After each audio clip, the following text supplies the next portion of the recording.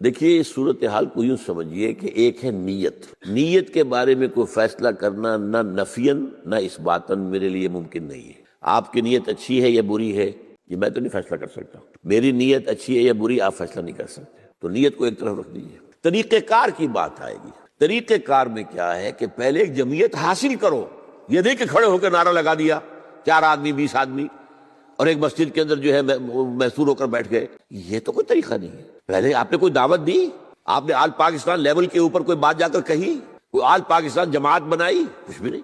تو یہ تو کوئی شخص بھی کھڑا ہو کر کسی وقت ہنگامہ کر دے آپ کہیں گے اس کی مدد کرنا لازم ہے، لا حول ولا قوت الا باللہ۔ اس طرح کی چیزوں کی تو مدد نہیں کی جا سکتی۔ میں تو صوفی محمد صاحب سے ملا تھا آج سے 15 سال پہلے کہ آپ جو یہ مالاکنڈ میں کام کریں تو کیا مالاکنڈ علیحدہ ملک ہے؟ آپ آل پاکستان، آخری شریعت پورے پاکستان کی ہونی چاہیے، پاکستان کو بنایا گیا اس کام کے لیے، آپ مالاکنڈ میں تحریک چلا رہے ہیں۔ میں لاہور میں آپ کے لیے جلسے کا اہتمام کرتا ہوں، میں بہت دور پہاڑوں کے اندر جا کر ملا ان سے، کیونکہ انہوں نے تحریک چلائی تھی، تحریک دفاع شریعت، اور اس وقت ایک بڑا جلوس لے کر وہ نکلے تھے وہاں سے مالاکنڈ سے، اور اٹک کے پل تک پہنچ گئے تھے، یہاں سے پھر سرکاری فورسز نے انہیں کسی طرح کیس سن کر آمادہ کیا، واپس چلے گئے۔ لیکن یہ کہ بڑا جلوس نکالا تھا، حیرت ہوئی تھی۔ میں نے سنا ہے کہ 80,000 آدمی کو لے کر آ گئے تھے، واللہ عالم۔ تو پھر میں گیا ان سے ملنے، بہت دور دراز میدان ایک جگہ ہے، یہ جو ہے دیر ریاست کے اندر بہت پہاڑوں کے اندر دور، میں جا کے ملا، نہایت مخلص آدمی۔ ان کا گھر ایک جھونپڑے کے مانند تھا، ہمیں جو ہمارا وفد گیا تھا 4-5 آدمی میرے ساتھ، ان کو بٹھانے کے لیے کوئی دری تک نہیں تھی اس اللہ کے بندے کے پاس، ہم زمین پر بیٹھے اکڑو۔ اس کے درویش کی اس کا جو ہے وہ اس کا نتیجہ تھا یہ کہ لوگ اس کے کہنے پر چلے۔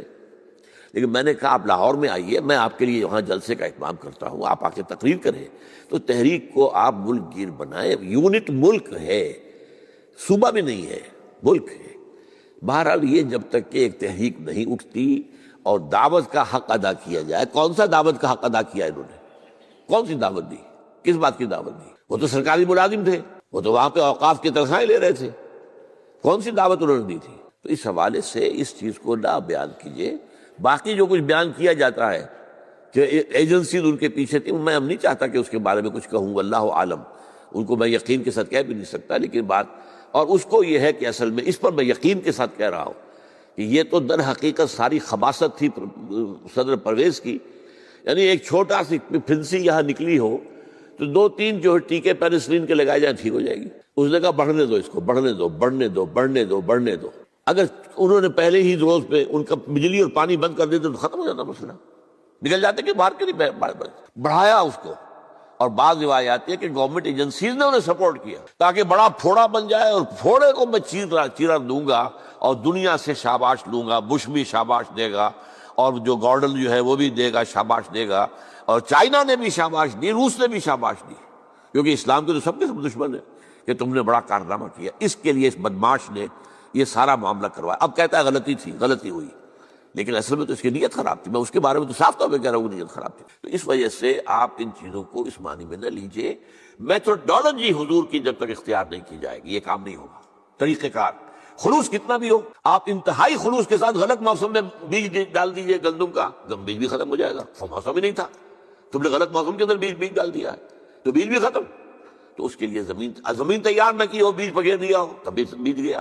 وہ تیاری کی حضور نے، 12 برس مکے میں تیاری کی ہے، سختیاں جھیلی ہیں، مشکلات برداشت کی ہیں، پھر ایک جماعت تیار کی، ان سے بیعت لی ہے۔ وہ جماعت پھر اتنی بڑی تھی کہ اس وقت کے حالات سے وہ سائزیبل تھی، اس لیے کہ کفر بھی مقابلے میں صرف 1000 آدمی لا سکا تھا نا، اور یہاں 313 تھے، 1 اور 3 کی نسبت تھی نا، 1 اور 3 لاکھ کی نسبت تو نہیں تھی۔